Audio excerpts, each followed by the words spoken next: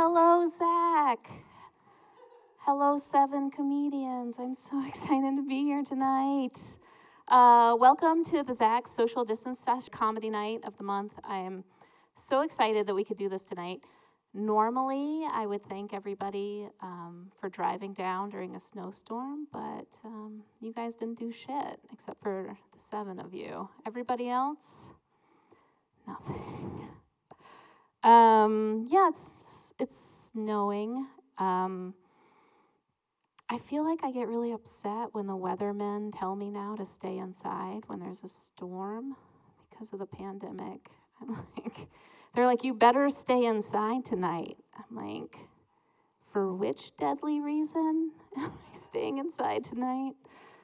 I have to cancel all my plans that I had for the snowstorm. I talked to my babysitter before I left tonight. She's like one of these 6th generation Montanans. And you can tell because I was like, how are the roads? And she was like, I don't know, sparkly? It's like, okay, thanks for your input. Because Montanans, they just drive on the roads the same exact way, no matter what they look like. And it's scary and dangerous. I learned that early on in my career. So I'm really glad everybody's here tonight. We're here for a great cause. We're here for 2 great causes. 2 of my very favorite nonprofits in town are benefiting, if you want to donate, for 1 hour of laughs. I don't know how much that's worth to you, but I'm going to put up the sign, but you don't have to pay attention to it. You just have to go to the chat area of whatever stream you're watching, and you can donate. Part of the money goes to the ZACC, which does all of this. Part of the money goes to the Roxy, which does a lot of awesome theater programming as well. And as you might guess, it's been a year for them. So making sure that we can keep them going until all of this goes away is really good and important. So yeah, what else? Well, I'm kind of bummed the pandemic's going to end soon. I think it's going to end soon. I've been called a glass half empty person before, but I'm worried. I'm worried about a couple things. First of all, I guess I'll stop being on public access television when this all ends. Secondly, though, we're going to have a lot of favors due when this ends, right? like how many times in the last 11 months have you been like, oh my God, I would love to, except for the deadly virus, so I can't. But if I could, if there wasn't a deadly virus in the air, I would be there for you. I would be there for you. But I can't. But I would be there, but I can't. That's all coming to an end really soon.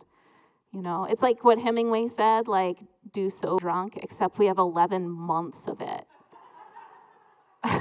11 months of I have to go on so many Tinder dates if this thing clears up. I have to buy lunch for so many people, to hug so many people. How many times have you seen a person and you're like, oh my God, I wish I could, but I can't. Yeah, we're gonna have to. Yeah, it's gonna suck when this pandemic's over. I'm sure of it. And that's not the only thing. There's other things. I won't be able to do teletherapy anymore. I've been seeing my therapist over Zoom for the last year. Usually I go to her office, but we've been doing it over Zoom. And I just love teletherapy. And it's not because I get to stay home. It's because I get to see her interact with her dogs. And it's so adorable, you know. She's the mailman comes and the dogs bark, and she gets sort of this just really caring look on her face, and she's like, this is not about whether you should or should not bark. this is about why you're barking. And I'm like furiously taking notes. Like, why am I barking? Should I bark? I don't know. And we're so deep into the pandemic, we can't go back, right? We're too deep in this. I feel like we used to be pandemic babies. Like 11 months ago, we're like, here's my sourdough bread. And like now I'm like building a survival structure out of my takeout chopsticks. Like I can't go back. I'm comfortable now. I know how to deal with everything now. How I deal with everything is I just say, okay, no matter what happens. Just like, okay, Like, yeah, I don't love you anymore. I'm like, okay, cool, yeah, yeah, this is never gonna end. Okay, yeah. You have to wear 3 masks on top of each other. Sure, yeah. Good, fine. Everything's okay. Everything's fine. What else? I think that might be all my new jokes. But I just do want to say it's so nice to be here. It's so nice to do comedy. It's so nice to keep this going. We could not do it without the ZACC. Without the ZACC, all of the people that you'll see tonight would be at home. I don't know what they would be doing. I don't know. I don't know what they'd be doing. We have a great headliner tonight. Jordan Amander's here, and he's totally great. He's going to close out the show in about 50 minutes. And it's just going to be wonderful. Like, I have lipstick on. This is going to be great. You know, usually I use my lipstick now to just write okay on the bathroom mirror really big. Tonight, it's a celebration. So thanks for being here. Let me welcome your first comedian, who I'm totally blanking on. Who can shout it out? Who knows? Corey! Oh my gosh. Corey is so great. Thank you. Sorry. Great. He runs comedy shows in town. He's been on the scene for a couple of years. And he looks, a little haggard since the last time I saw him, but I think he's fine. So please welcome Corey. Come on up. Yay.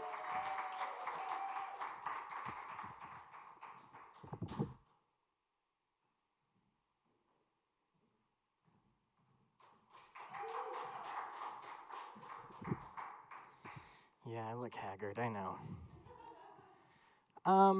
So everybody in this room basically knows all my material. So I thought I'd do something different, and I'm just gonna tell you all a story.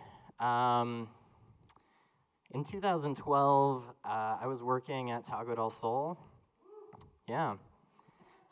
And one of the upsides of working at Taco del Sol is you get to eat for free all the time, like whenever you want, pretty much. One of the downsides is all you can afford to eat is Taco del Sol. So when you live on a diet of basically just burritos, you're gonna have some intestinal problems. So just take that into account. So one day I was at work using the restroom, and I got a call from my girlfriend, and at the time we were fighting, and I didn't really want to talk to her, but I knew I couldn't not answer the phone, so I answered the phone like this. What? Which is like the nicest way to answer. And on the other line, or through the phone, all I hear is sobbing, and she tells me that my friend Conrad had just died. And yeah, Conrad was awesome. Just one of those people that you're never disappointed that they're there. He's kind of a play fighter, fun person all around. Yeah. Anyway, she tells me this, and it takes a second to kind of sink in, but when it does, I look down between my legs because I'm sitting on the toilet, and I see just written on the lip of the toilet in green Sharpie just the word shit with a period, which to me kind of like fully encapsulates the moment in itself. So I get up, I finish in the bathroom, and I just leave work. I go get on my bike, and my girlfriend rolls up on her bike, and she's got our dog with us, who's about a year old at the time. So we immediately like hug and start crying, and we get on our bikes to go to my house, which is about a half mile away. And at a certain point on our way home, my dog just kind of shits in the street. And we're not in the right headspace to kind of deal with that, so we just keep going. But a good Samaritan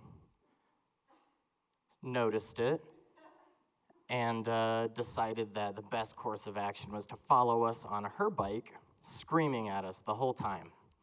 So we're going about the speed of a puppy, like this, and this Good Samaritan was a very large woman, also on a bike.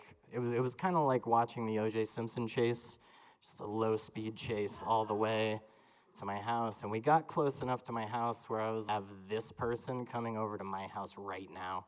So I stopped, turned around, and approached them, and I'm sure I was super nice, but effectively I told them to get fucked. And they did. So I got home, and I opened my front door, and like, that's when the real moment set in. Like, you see all my friends' faces, and that we all have the same expression on our face of just being gut punched. And so to cope with it, we did kind of the only thing that we knew how to do, and that was just get fucking wasted. So the whole rest of the day was kind of just a revolving door of crying drunk people walking in, just hugging, crying, drinking. And that's basically how it went for the majority of the night. Like, I got so drunk that I can't really remember too much, but I remember bits and pieces. And I remember one of my friends at a certain point saying, "Let's get some fucking bitches in here." And in my mind, I just ignored him at the time, but in my mind, I'm like, that's not the play. Like, can you imagine just like 3 college girls walking up to this house thinking that they're gonna walk into a house party, and they just open the door and there's like 30 crying, wasted people? Like, that's not the party you wanna go to. So the night just kind of drags on like that.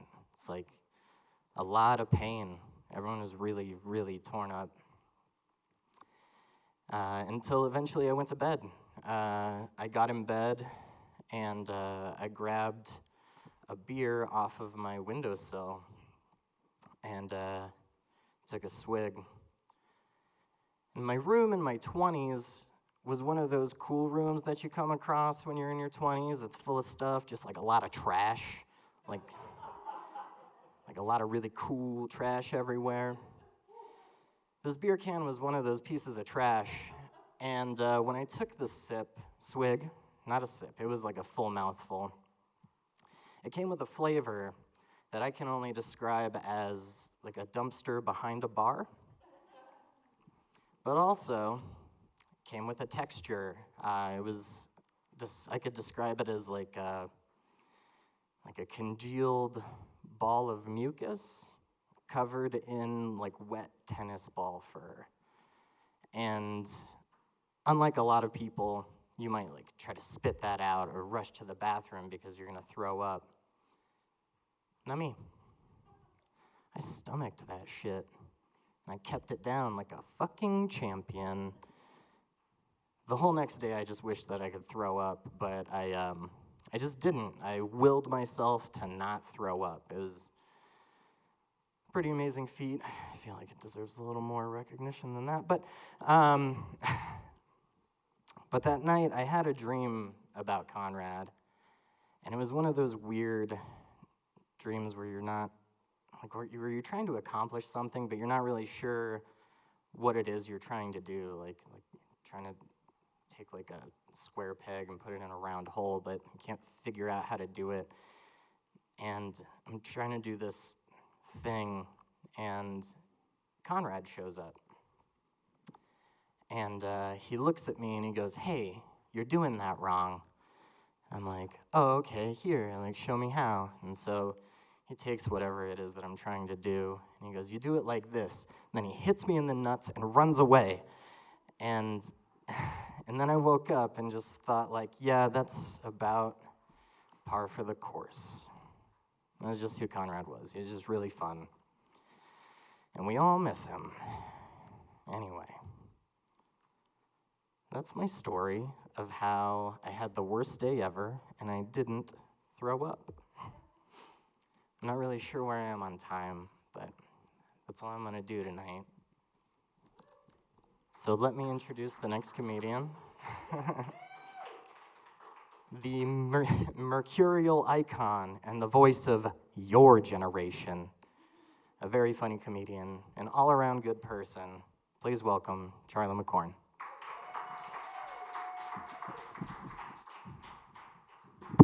Thank you very much. Keep it going for Corey, please. Corey, thank you so much. This is embarrassing. I also had a story about when my friend Conrad died, so I feel a little embarrassed telling it now. But no, hi, my name is Charlie McCorn. I'm very glad to be with you here this evening. Before we get started, just so everyone knows, yes, I am transgender, so we have about 10 minutes before the Montana legislature triangulates my location and sends Greg Gianforte's illiterate goons to work me over with rubber mallets in the name of religious freedom. So I'll be brief, okay? I know we're all having a crazy year. We're all having a really weird year right now, but life still continues, which I think is very important to remember. You know, we have birthdays, we have holidays, we have New Year's resolutions. My New Year's resolution this year, got to find a new job. My current job, it's just too depressing. I work at a dog cemetery, and couldn't be more different than the human cemetery. Because a human cemetery has great Wi-Fi, a dog cemetery has a lot of dead spots.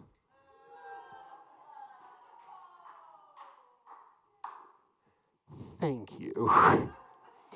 No, I did mention earlier, it was not a joke, I am transgender, surprise. And it's an exciting time to be transgender, it really is. We are more visible now than I think we've really ever been.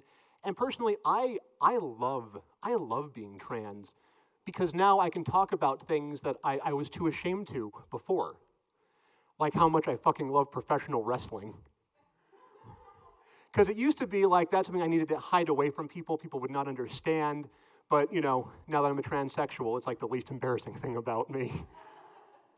And I love wrestlers, I really do. I really relate to them, you know, because there are these people who are working so hard to, you know, just like get their perfect bodies, and they're getting really good at makeup, and they're traveling the country, and, you know, high rates of like homelessness and drug addiction, and they die tragically young. And every day people still see them on the street, and they'll come up to them and they'll say, "Hey, I don't believe in what you do, I think you're fake." And as a trans person, I really relate to that, because, you know, I get called fake, but professional wrestling, you know, like gender, it's not fake. It's choreographed. Big difference on that. It doesn't stop people from asking me stupid questions when I started coming out. People will ask me things like, "Oh, so you're trans, huh? So you're telling me that if you had a time machine, the only reason you would use it is to go back in time and live your whole life over as the opposite sex?" Well, first of all, yes. Second of all, I'd also try to stop 9/11, but no one would listen to my warnings because I'm a girl. That's also not how time machines work, officer. I don't know what your problem is. People are going to ask me things like, "So are you doing this? Are you transitioning because you feel like a woman in a man's body, Charlie?" I say, "No, absolutely not." "Well, are you doing this because gender is a social construct and every person should have a right to express their true self to the world around them?" "No, it's not that one either." "Well, are you doing this because you're bad at math and a lousy driver?" Ouch. "Well, are you doing it because you're a pervert?" "Yes, a little bit, but that's not the main reason." "Well, are you doing it because you were traumatized by the film Titanic and you want to make sure that if you're ever in like some sort of cruise ship disaster, you're one of the first people on the life raft?" "Yeah, that's exactly it, like 100%. That's why I did it." Not saying that wouldn't be awkward, like me alone in the ocean in this life raft surrounded by all these cis women whose husbands have just drowned, and all these orphaned children, and I'm the only one that can pee off the side of the raft. Maybe it won't be that bad, maybe that won't be that bad, maybe like some of them are wrestling fans and we can talk about that, I don't know, I do not know. People ask me things like, "Well, what do you know what it's like to feel like a woman?" And that's a question that I get held up on, because I don't really have a good answer for that, because I can only speak from my own experience. I only know what I feel.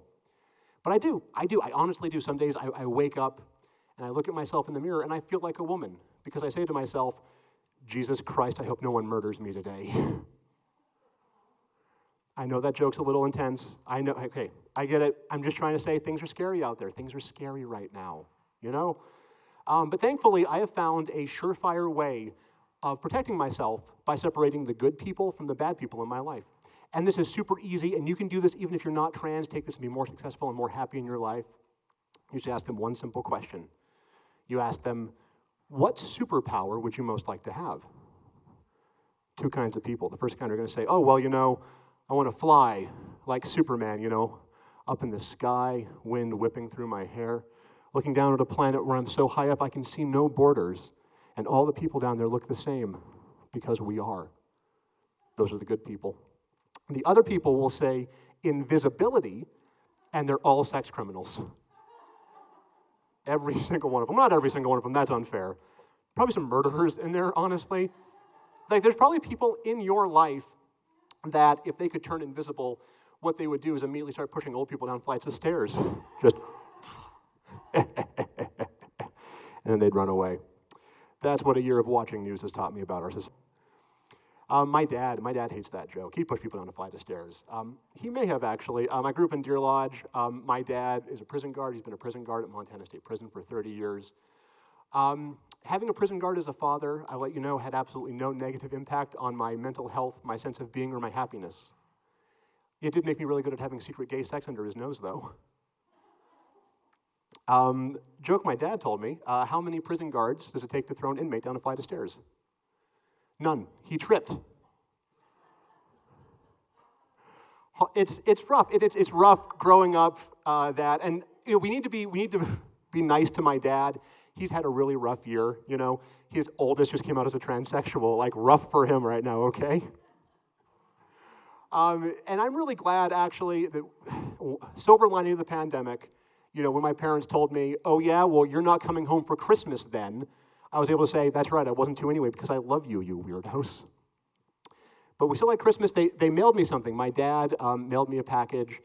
And I was surprised, because my dad's normally just awful at buying gifts. So terrible. 2 years ago for Christmas, he bought me 3 used snow tires. I don't own a vehicle. Like, I got 3, I guess, tire swings now. Thanks, Dad. Great gift. This year, though, I was a little surprised. I opened up the gift, and it's a brand new red yoga mat.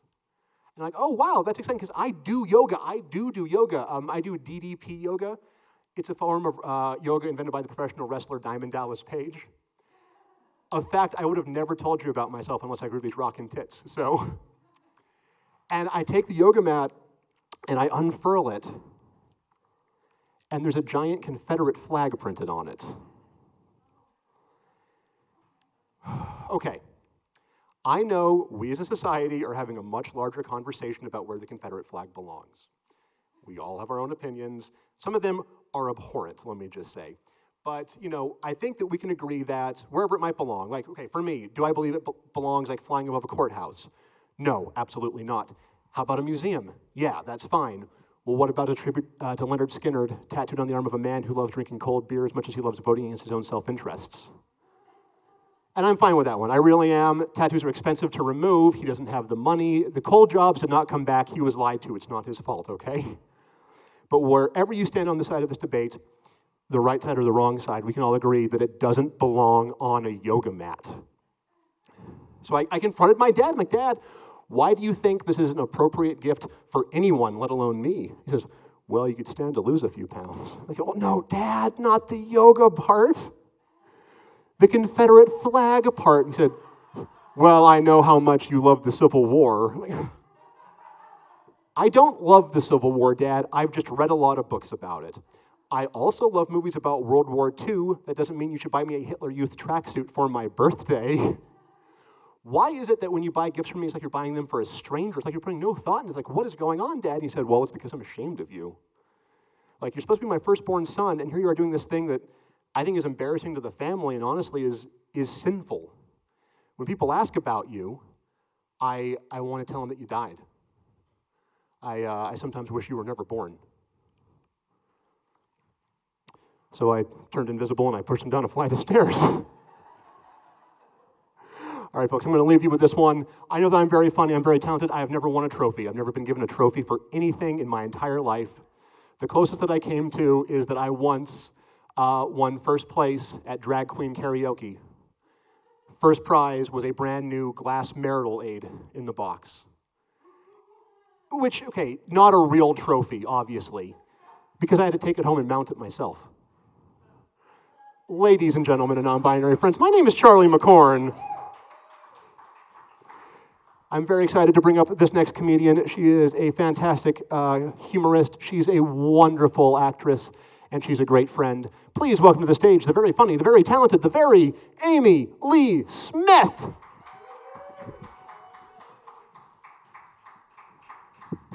Wow, you need to write my bio for Tinder. Like, seriously, Charlie. That's super nice of you. I've been like super busy. I'm actually really exhausted. I've been pumping and dumping Tootsie Roll stock all week. It's crazy. Like, I never thought that Tootsie Roll would be part of the new revolution, but it is. And I made sure to get some really sound financial advice, not from Reddit. I actually got it from my nephew's Instagram story, and yeah, it seemed to be really fruitful for myself. I've invested in Nokia. I mean, if Nokia could be a Fortune 500 company, that's pretty cool, because I haven't seen anyone use a Nokia phone since Zach Morris and Saved by the Bell, and yeah, I mean, that phone was, it was like a Nokia phone the size of a Kia car. It's pretty huge, guys, just so you know that. Yeah, I guess, yeah, COVID, that's why we're doing this. So I'll talk it. Yeah, COVID it's interesting. Like, when we first had shelter, I almost said shelter in space. Not shelter in place. Shelter in space is like the billionaire's escape plan once this is over with. No, shelter in place, I realize, something I really miss is traffic. I just really miss yelling at people about their shitty driving skills. That was huge for me. So I decided instead to yell at people about their really shitty walking skills instead, as they'd walk by my house. So I'd stand in the front yard and I'd be like, "What are you doing? Where'd you learn to walk? Oh my God, you walk like an old lady. Just move over. Go back to where you came from." Yeah. And I thought, okay, I'll do this at the grocery store. So I would do it with people when they were pushing their carts at the grocery store. And I'd be like, "Stay in your lane. Yeah, you're just going to park right there, and we're all going to wait. We're just going to wait, and you're talking on your phone." Yeah. Yeah, I wasn't making a lot of friends during COVID at all. And I was actually really worried about my son because he's a teenager, and I wasn't sure if he was really social distancing, so I decided to invent a body spray for him, and it's called Quarantine Spirit. Yeah, and it smells like shit. So it smells like coffee breath with bong breath mixed together, and like he rolled around in dead fish and farts, and it smells like white cheddar Cheez-Its. Have you guys ever smelled that before? Anybody? It smells like a yeast infection. They're disgusting. I wouldn't recommend anyone eating them like in public. And I thought, okay, yeah, if I'm gonna make him a body spray, I'm gonna make a body spray for myself. And I made one. It's called Insta Give a Shit. And you spray it on your body, and it makes you look like you care. It's automatically, and it smells like new car smell and compassion. So, and I'm not wearing it right now, if you're wondering. Yeah, it seems like during this time, a lot of people decided to get into artisanal, like, making bread, brewing beer, knitting full outfits. And I was just like really bad at all of that. So I decided to become a rap star. Yeah. So I have a rap. Do you guys want to hear it? Okay. Usually people say no, so that's pretty cool. All right, here we go. Here we go. Yo, yo, yo. Sitting on my porch on COVID days, waving at my neighbors, drinking IPAs, Instagram, Facebook, lots of Twitter, 99 Zoom dogs with, oh my God, I already fucked it up. 99 Zoom calls with my sisters. Got my hand in my pocket, sanitizer in the car. It's time to go to the grocery store. It's on my calendar. Dar, dar, dar, dar, dar, dar, yo. Yeah, that was kind of fucked up. Okay, yeah. So my son and I, we were trying to figure out how to entertain ourselves around Halloween. So we decided to watch one horror movie every day of October. And we started like with the really scary stuff. Like we started and worked our way backwards. And yeah, so we had like, we were watching The Haunting and all the Rings, Michael Myers, all those movies. And the one that actually seemed to be the scariest was the one that wasn't supposed to be scary, and that was the movie Signs. Have you guys ever seen that movie? Ever? Well, okay, I'll give you the premise of it. So basically, their daughter and the family, they live out in the middle of nowhere, and there's these aliens that try to attack them all the time. And they find out that the daughter has like half cups of water in her room, and those seem to protect her from the aliens for some reason. I guess the aliens are scared of water. Well, this freaked the shit out of my other son and I, because my eldest son has half cups of Taco Bell cups around his bed with like Mountain Dew in them.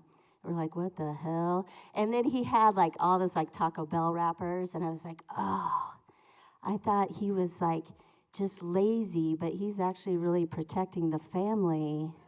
He could actually be saving the world right now, as far as I know. Okay, let's just let him sleep. He's doing something very important. So I'm proud of him. I think that's pretty cool. Something that you guys probably don't know about me is that I haven't seen my vagina in a long time. I think it's been about 10 years, if I think correctly. It's been a long time, so I thought I'd put flyers around town, and I hand drew a picture. Have you seen my vagina? No one responded. I did get a call from someone, and they said, yeah, I think so. I saw your vagina. It was wearing like a messy bun, and it had like sunglasses on downtown. It's like, no, that doesn't sound like my vagina. And then, but I heard, then someone's like, yeah, I've seen it, and I heard my vagina is actually incognito. It's in disguise. It now has like a long beard, and it has a monocle that it wears, because there's an APB out on it. Evidently, my vagina is wanted for check fraud. Yeah, it's been writing promissory notes it hasn't kept in a very long time. So yeah, I mean, if any of you happen to see it around town, just call the cops, seriously, because it's, disoriented, and it's definitely armed and dangerous, and maybe it could poke your eye out, possibly. All right, my name's Amy Lee Smith. All right, so our next comic, Tim Miller, he's coming up here. He's a very funny guy, one of my favorite comics. And he has an awesome podcast called It's the End of the World as We Know It. Let's give it up for Tim Miller.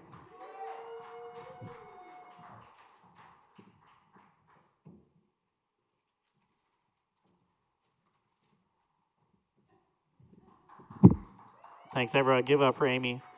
It's called The End of the Show, not The End of the World. You didn't want me to steal your set, Amy? I was going to do all your material all over again. No? Okay. Let's see what I have. Can't use that joke. Shouldn't use that joke. Don't want to use that joke. Okay.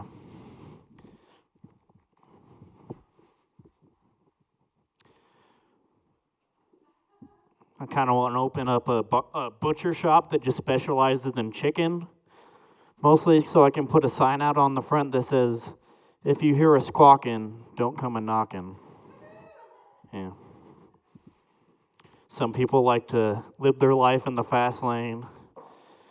I like to live my life in the carpool lane,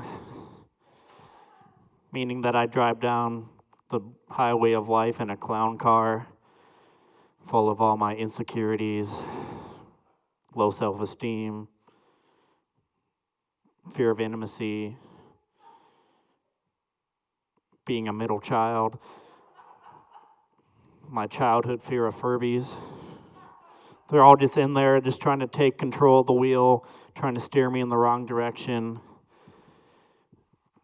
Jesus is also there, but he's in the trunk with all the other fictional characters, Batman, Michael Bluth, Darth Vader, who have all had just as much effect on my life as Jesus. So if I would have wrote that song, it wouldn't have been Jesus take the wheel, it'd be Jesus stay in the fucking trunk.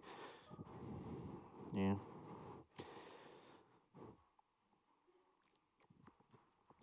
My grandma did tell me the other day that I need to start following Jesus. I told her I will when Jesus leads me somewhere exciting, like a bar or a strip club, not church, where I can just eat stale crackers, drink cheap wine, and listen to people speak gibberish. If I wanted to do that, I'd just hang out with my brother. Yeah. You know who does follow Jesus, though? Which I feel is kind of weird. Kevin Sorbo, TV's Hercules. Like, he went from playing, like, the son of one god to, like, on TV, just be really into, like, a son of a different god. Which would be, like, if I played the Joker in, like, a Batman movie, which is maybe a dream role for me, and I just became a juggalo, like, right after that. Yeah. Jesus also has Dean Cain, TV's Superman. He has even Chuck Norris, Walker. So I feel like Jesus is just trying to keep, like, his enemies close, you know. Because I feel like Superman and Hercules and Walker, even though Walker would have to fight with an actual walker at this point, he has to keep them close. Has anybody seen that new Walker reboot? That's what I expected. I watched, like, one episode of it. Didn't have enough, like, roundhouse kicks for me. But I don't think they needed to reboot it. I think they needed to, like, launch a spin-off, you know, like Jogger, Montana Druid. Little D&D joke for you guys.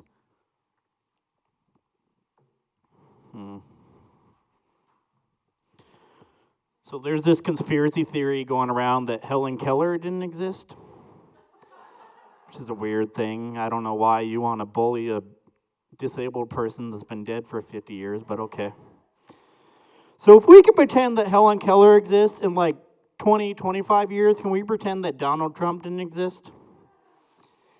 Like, can we, like, treat the presidency like a building where, like, they just pretend the 13th floor doesn't exist?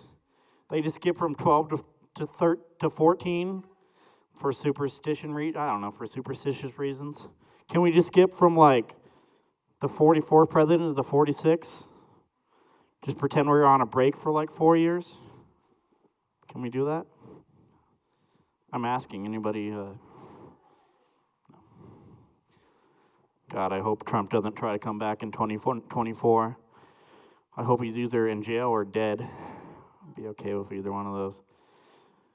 Because that'll leave it wide open for me to run for office in 2024, you know? I think I could do it.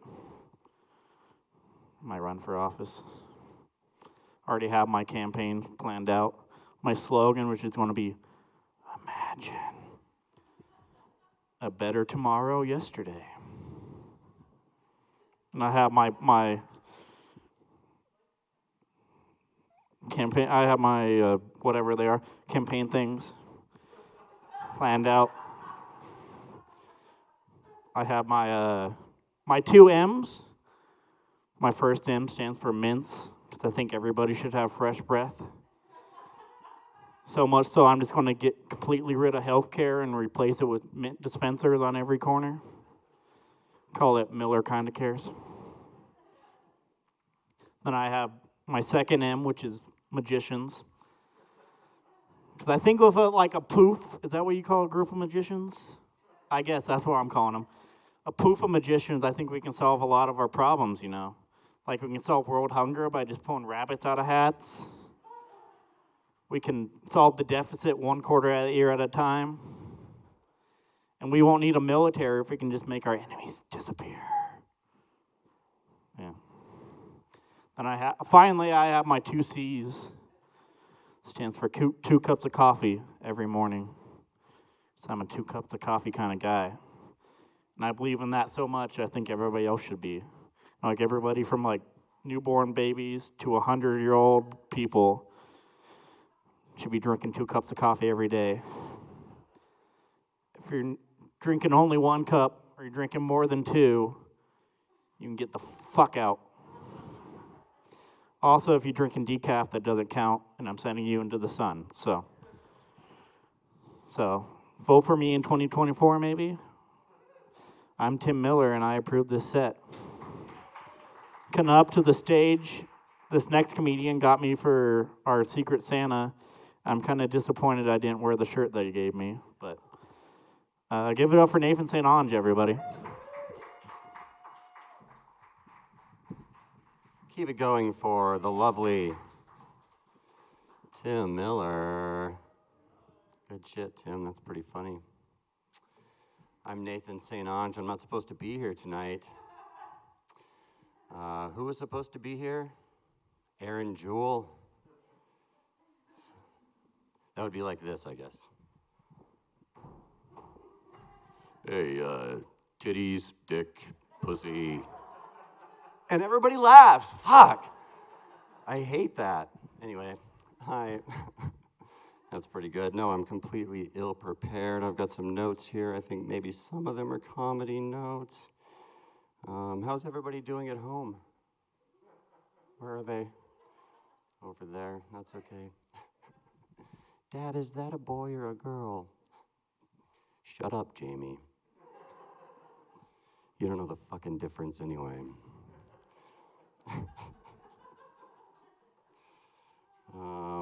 Yeah. Oh, I recently discovered the most amazing sausage. I will send you a link.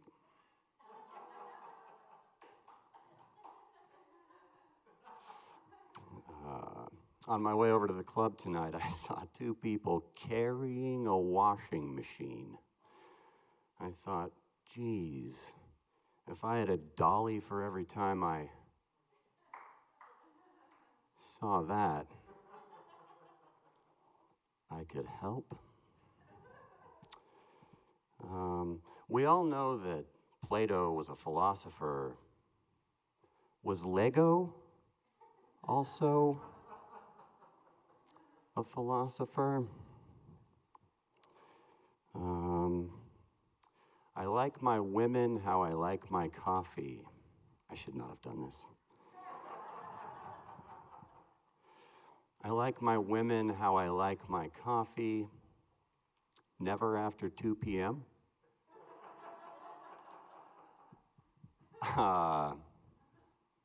There was that if the women or coffee that I've consumed by 2 p.m. haven't done me any good, fuck them. I don't know. I'm in therapy. Are you guys in therapy? That's good. Yeah. My therapist told me that some of my biggest fears may not be legitimate. I said, oh yeah? Are you treating any Christians? Why do I always have to pick on Christians?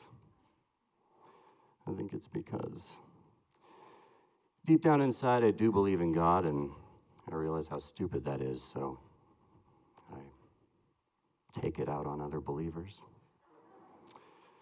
Yeah, listen, I thought I had my social media scrolling under control until I found myself scrolling Venmo just to see who paid who for what. You know, that's pretty embarrassing. Oh, Sheila paid Tom $40 for hospital bills. Yeah, right. Hospital bills is code for weed now on Venmo. Goodness gracious, thanks so much. Aaron Jewell, blah, blah, blah, blah.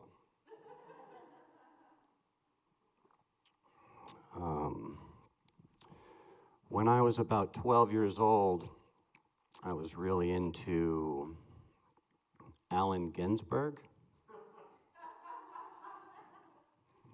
Had I only known at the time that he would have been really into me as well. You know, I've put a lot of thought into that, and it's fucked up because I think I would have let him. And I'm not sure if that's bad or not. I keep getting notifications from Facebook that I'm tagged in a photo that I'm not in. And I'm not sure if they just wanted me to see the photo or if I used to be in the photo. I'm not sure. Some really weird notes here that I'm not sure if they were ever supposed to be jokes. Some of them are more detailed than others. Ginger reveal party. It says ginger reveal party, pretty big, and then smaller it says non-smoking event. I don't know what that means. I wish my mom was non-monogamous. Why would I? Oh, you know, I mean, I do suppose it would be really nice, really good for her to date anyone other than my stepdad. I think that'd be good. She deserves it. Okay. I'm like a phoenix rising from the ashes, except instead of a bird with mystical powers, it's just a regular person who, although is slightly lactose intolerant, still chooses to eat cheese 2 or 3 times a week. And there are no ashes. There are just some old blankets. I'm Nathan St. Ange.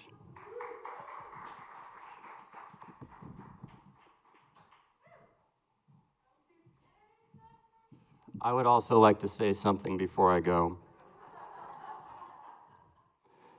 This has been weighing on me for about 10 minutes. There's another comedian coming up after me, and they're wonderful, and their name is Lynn Solomon.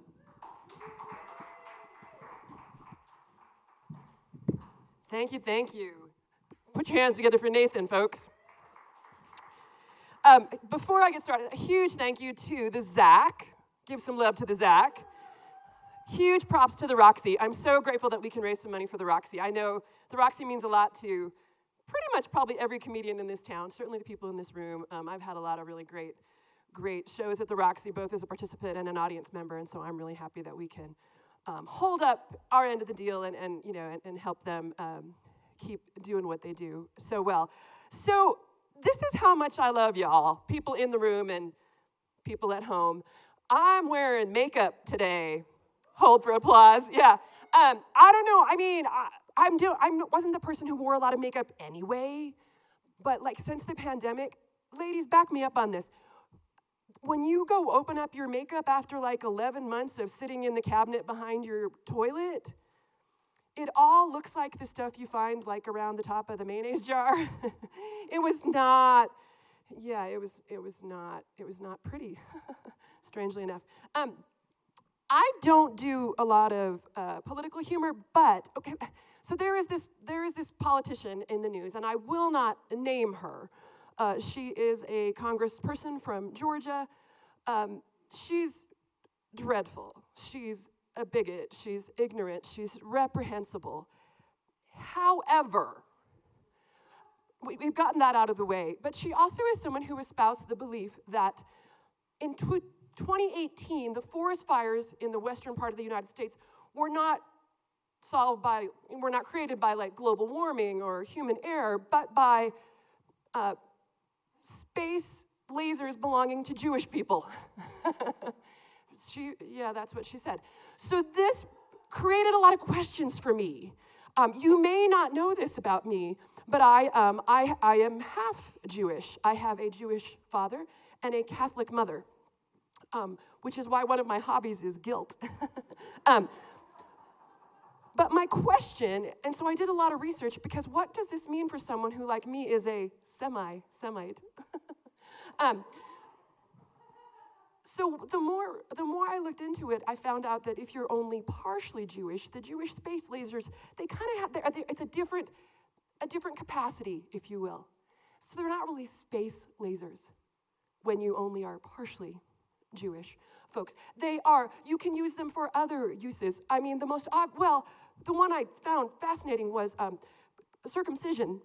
The other one that I thought was pretty interesting was you could use your non-space semi-Semitic laser for, making a nice kugel or braising your brisket, if you will.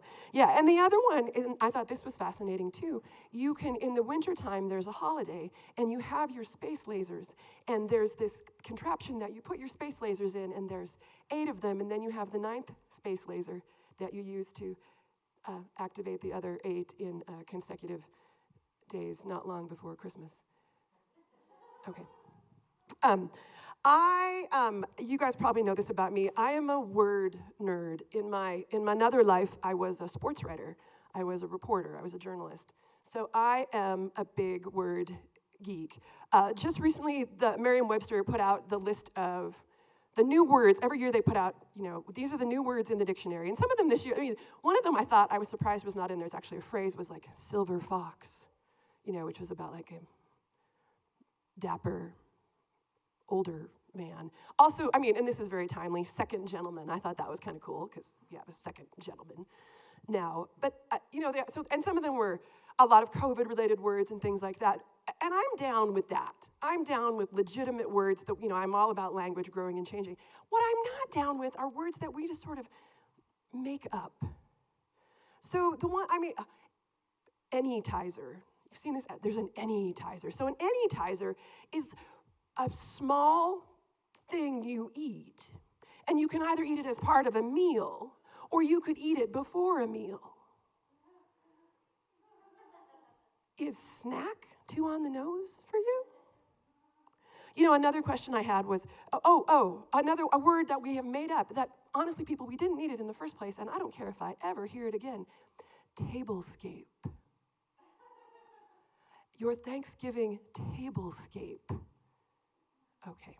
Then there's a whole, one that I think is very curious and really quite fascinating is mansplain. Which in a weird way, isn't the existence of a word like mansplain kind of mansplaining? Just a thought. Speaking of mansplaining, then there's this whole category of made-up words that I think are largely aimed at women. Glamping. Glamour and camping. Sure, yeah. And, hello, what's happening here in a week? Galentine's Day. As if Valentine's Day isn't annoying enough. Galentine's Day. Yeah, okay. As I am such a word nerd, I know we've all talked about all the different things that we've done during the pandemic. I play a lot of Words with Friends on my phone, and I'm really good at it. I mean, I've learned a lot, though, too. I've learned, like, you can use the word jonesing on Words with Friends. You can't use the word dumbass. Note to self. The other thing I've noticed is that people can message you via Words with Friends. So like when you're playing a game, they can send you a message like, hey, good play, or thumbs up, smart emoji, whatever. But then there's also people who, I mean, there's like dudes who, they sort of like hit on you via Words with Friends. I mean, I'm a nerd, but, you know, we all have our line, and they're always like, so where are you playing from today? Oh, did you hear that noise? Where are you playing from today? And I'm like, I'm playing from the place, then I'd proceed to kick their ass. But anyway, those of you who know me and know my jokes, I do a lot of jokes about, you know, I'm 54. I talk a lot about sort of the dating life of someone my age. It's pretty weird. And honestly, I mean, obviously, online dating is truly online dating in the last 11 months. But for me, it seems like it's sort of turned a corner. I, in the last 6 months, have gotten online dating messages from a 78-year-old, a 73-year-old, and mind you, I like them old and cranky. Just saying. But I got a message from a 78-year-old and a 73-year-old. But perhaps the pièce de résistance was when I got a message from a 70-year-old, and all he said was, oh, if only I was younger. And I thought, you went out of your way to send me a message that says basically nothing. But then it got better, because then a few weeks later, I got the exact same message from the same guy. But by this point, he was 71. I figure he just, you know, forgot. Yeah. You know, and it has kind of taken a whole different turn. I mean, you know, guys will say, shelter in my place. Or they'll tell you how they're essential. Or they'll tell you, well, now there's a whole category of, I've been vaccinated. Yeah. You know, masks. I think we all talk about masks a lot. Tonight, like I said, I'm wearing makeup. I asked my family, is it too high reference if I do a joke about how the inside of my mask is like the Shroud of Turin? Thank you, Sarah. Thank you. It's only a little high reference. I think it's so funny the way women react to one another with masks, because it's become an accessory, right? Like how we talk about scarves or earrings, or, I mean, I suppose it's not unique to women, but sort of like, Michaela, your mask is super cute. Where did you get it? It brings out, it totally makes your eyes pop. So now we have this whole conversation about this thing. So that's all I have tonight, folks. I'm Lynn Solomon. Thank you so much for letting me be up here with you. I am thrilled and lucky and happy to introduce, truly, I mean, I know we say this about each other, but really one of my favorite comedians in town. I was telling another comedian friend, like, I really pretty much enjoy this guy's work all the time. I'm grateful. Next Tuesday, I'll be lucky enough to share the stage with him at Stave and Hoop. So he'll be hosting, and I'll be on the lineup. So please welcome to the stage Jordan Demander.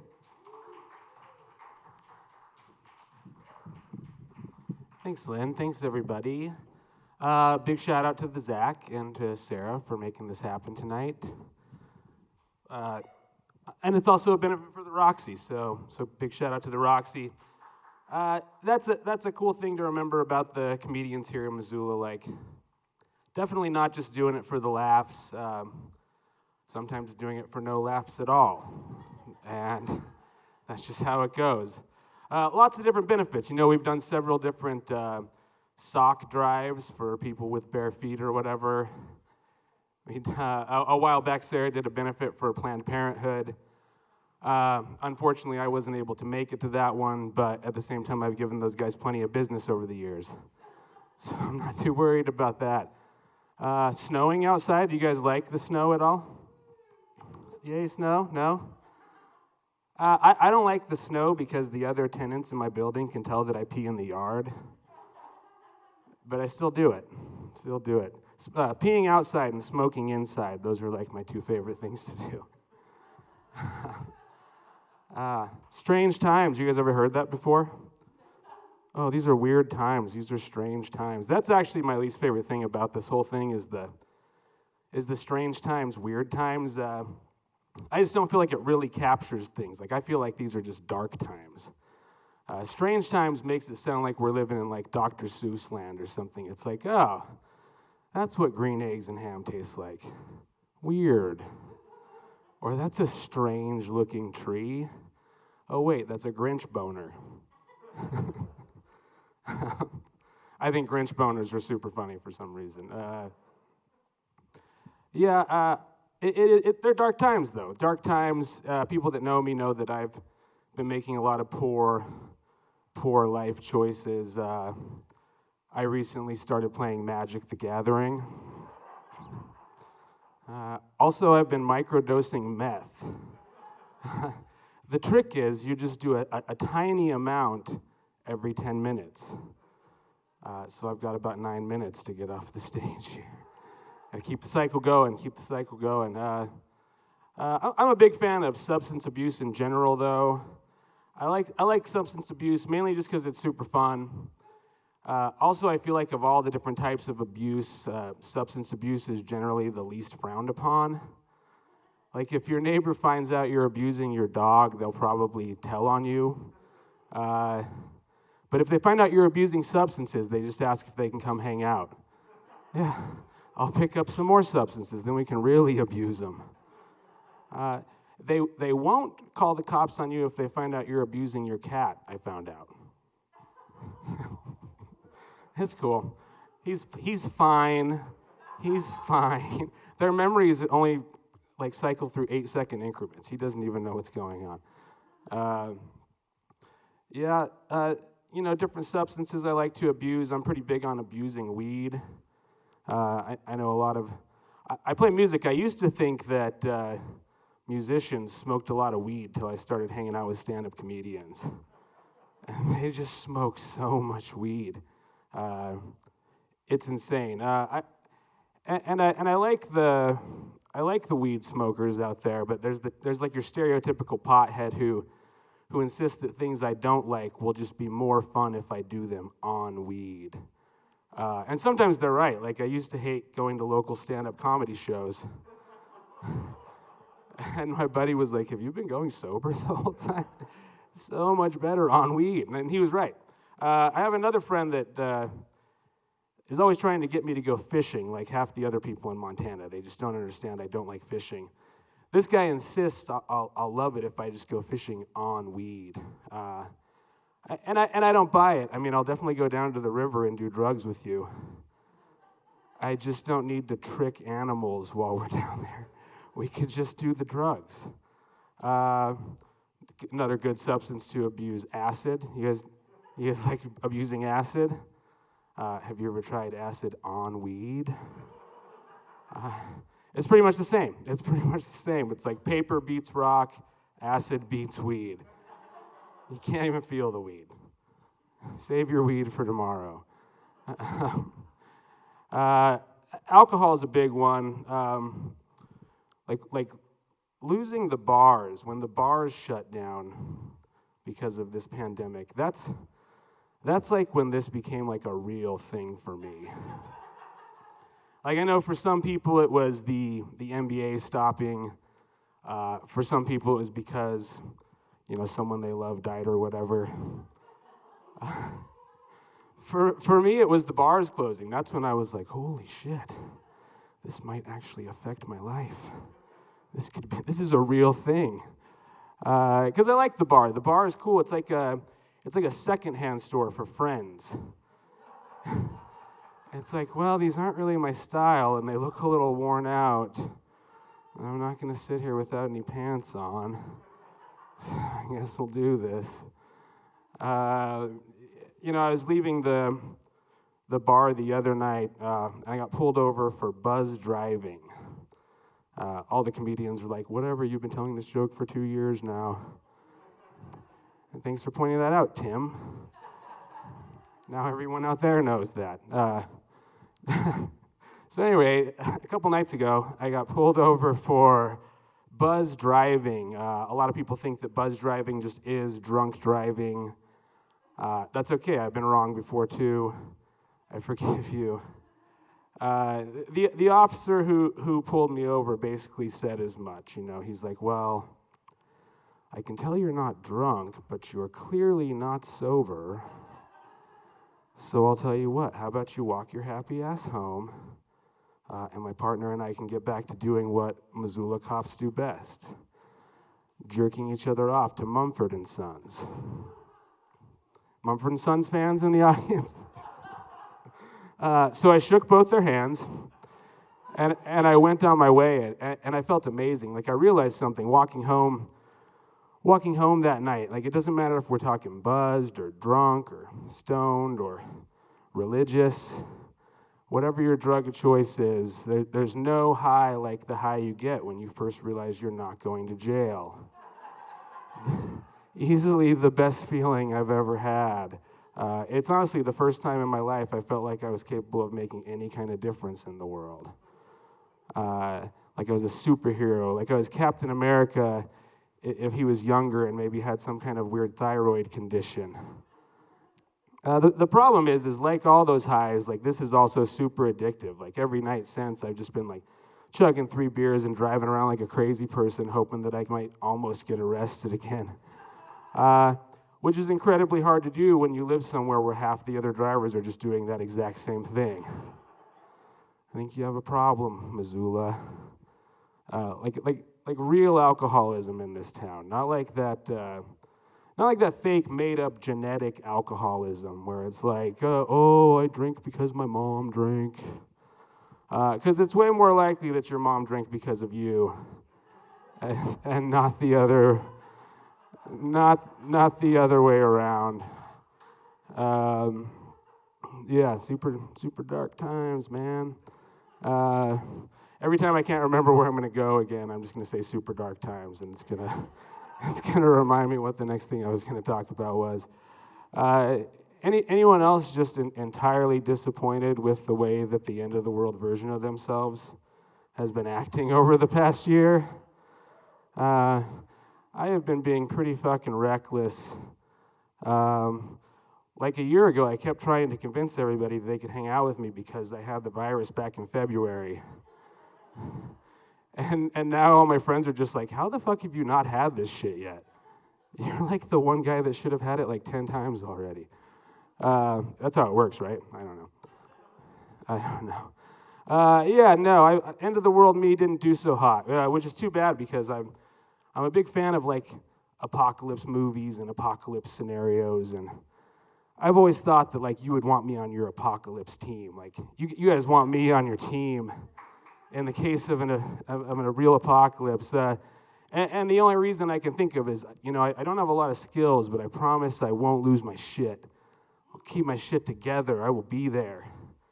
Which is a pretty lame reason. Like, if we're picking teams for the apocalypse, they're just going to be like, well, this woman promises she won't lose her shit, but she's a doctor. So we're going to go ahead and have her over you, comedy guy. And this guy promises he won't lose his shit, but he knows how to change his own oil. So we're also just going to pick him over you. These two guys promise they definitely will lose their shit, but they're Daft Punk. And so we just want to have them on our team anyway. But it doesn't matter because I clearly was not capable of keeping my shit together. The first 3 days of quarantine, just excessive drinking and television, which is what I assumed most of us were doing. And then instantly, day 4 hits, and I was buying cocaine and falling in love with sex workers. Well, technically, she bought the cocaine. I've just been paying for it ever since.